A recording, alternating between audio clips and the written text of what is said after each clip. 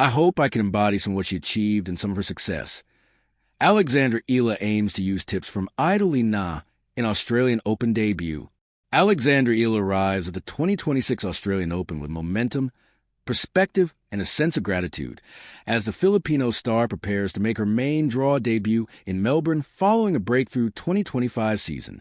Speaking ahead of the tournament, Eala admitted the occasion feels markedly different from previous visits to Australia, where she'd often faced qualification battles and setbacks. "It feels great. I'm super excited," she said in her pre-tournament press conference. "Coming in as a main draw player gives a different vibe, especially with the struggles I've had in the past coming here. So I'm super excited and coming in full force." The 20-year-old's rise over the past year has brought increased attention and recognition, something she says she has learned to embrace with humility rather than pressure. "I try to just take it with a spoonful of gratitude," Eala explained.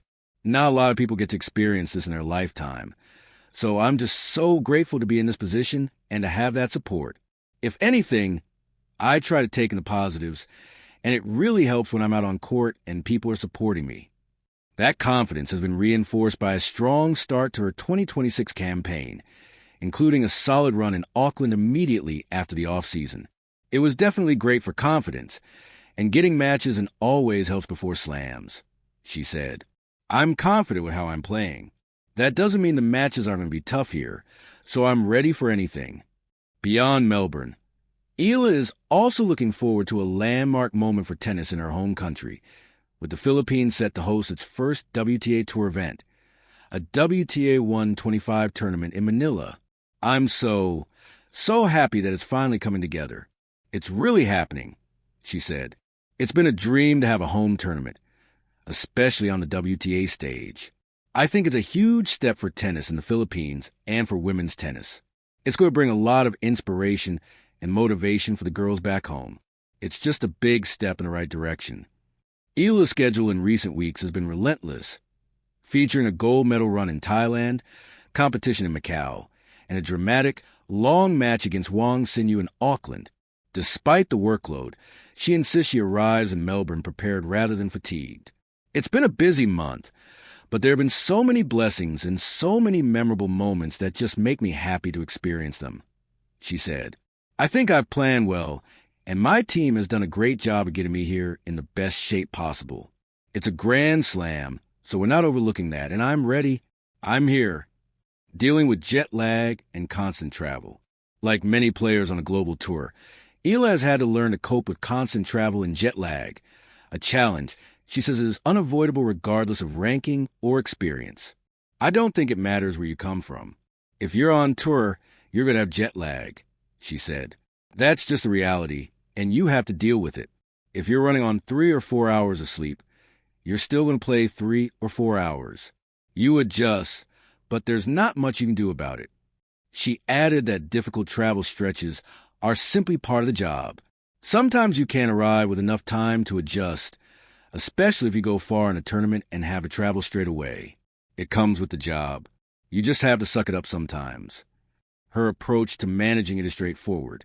"The first day is really important. I try to stay up as long as I can until it's time to sleep. On the plane, I try to adjust my clock right away to where I'm going." Eala also shared her enthusiasm for innovations in the sport, including the one-point slam format. "I thought it was so fun," she said. "Everyone said great things about it. Hopefully next year, or whenever, I'll be able to play."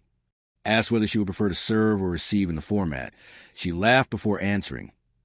"I'd probably receive, because the pros only get one serve, right?" Support from Filipino fans has been another highlight of her Melbourne experience, with Eala noting a visible increase in turnout compared to previous years. "In this part of the world, there are a lot of Filipinos, but the turnout this year has grown significantly," she said. "People are excited, and when I'm on court, they're excited to see me. It's really flattering, and it makes me feel very welcome." That growing support reflects what she believes is a broader shift back home, where tennis is gradually gaining ground in a country traditionally dominated by basketball and volleyball. "Tennis hasn't been one of the biggest sports back home," Eala acknowledged, "but hopefully that's changing. With the WTA 125, that's something Filipinos can look forward to.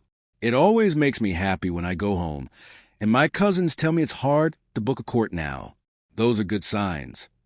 Eala has also drawn inspiration from fellow Asian players who have thrived at the Australian Open, including Li Na and recent finalist Zheng Qinwen. Having spent time with Li Na's team in Macau, she cherished the opportunity to learn from one of her idols. Li Na is super funny, Eala said. The advice she gave me was to win the last point, but I was able to ask her about her experiences on tour, and I'm so thankful for those moments. Not everybody gets to talk up close with their idols. I hope I can embody some of what she achieved and some of her success.